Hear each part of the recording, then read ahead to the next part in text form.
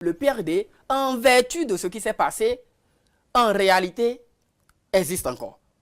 En vertu des dispositions de ces statuts, en référence à l'article 29 de la Charte, existe encore. Cela voudrait dire que ce qui n'existe pas, et qui existe aussi, ça dit, enfin, je ne sais pas, je veux me faire comprendre.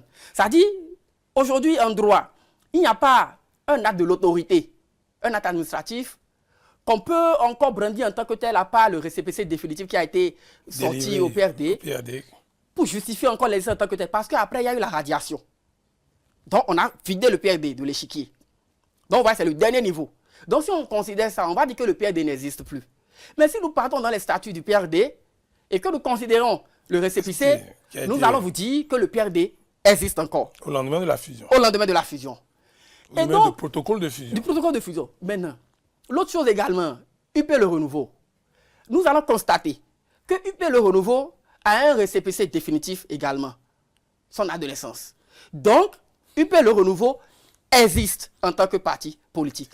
Mais si l'on fait référence à la maldonne, aux irrégularités que nous sommes en train de constater, nous allons dire tout simplement que UP Le Renouveau ne devrait pas exister. C'est pour cela qu'il serait difficile de dire oui ou non, mais j'explique pour que chacun tire ses conclusions. Les gens parlaient de mécanisme de fusion de l'UP. C'est la même chose.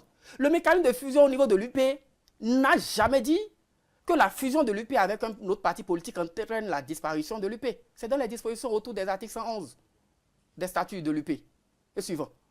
Donc, ça n'a jamais dit ça également. Ce qui est dit et ce que les gens ont prévu, c'est leur dissolution.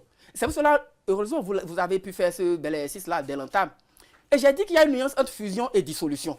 Qu'après, en vertu de ce qui sera retenu, la fusion peut conduire aux mêmes conséquences, aux mêmes effets juridiques en ce qui concerne la fin que la dissolution.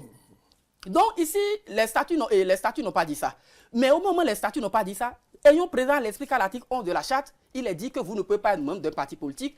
Ayons présent à l'esprit qu'avec la réforme, nous avons fini avec les alliances de partis politiques. Et donc, en réalité, je dis, il y a une irrégularité. Ce que le ministère devait faire, c'est de dire aux partis politiques, notamment le PRD, pour leur dire que, tel que la fusion, tel que vous avez prévu l'effet juridique de la fusion, c'est un porte-à-faux avec l'esprit du législateur. Parce que même si cela n'a pas été dit au niveau du dernier tiré de l'article 29, mais allons à l'article 11. Vous êtes en train de créer un nouveau parti politique dont vous voulez être membre, tout en étant encore membre de votre parti politique. L'article 11 dit non, vous ne pouvez être membre qu'un parti politique. Donc, c'est pour cela qu'il dit il faut faire une lecture combinée des dispositions et des statuts pour comprendre.